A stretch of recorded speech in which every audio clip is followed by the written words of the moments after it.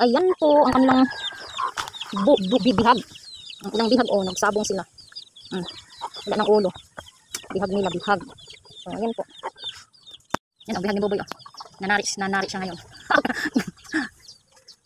Yang bihag.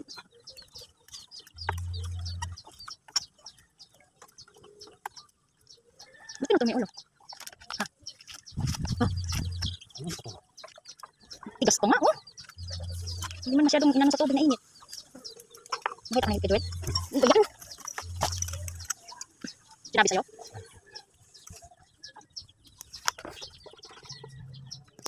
Hello, magandang tanghali.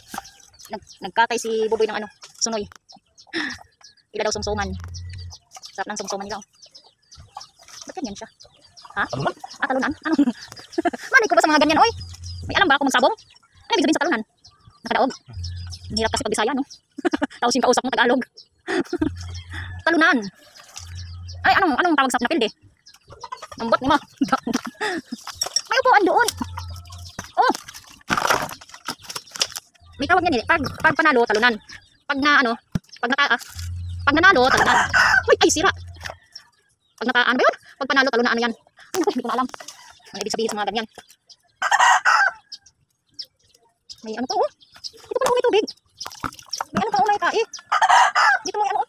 Ipatumod. O, dito, oh.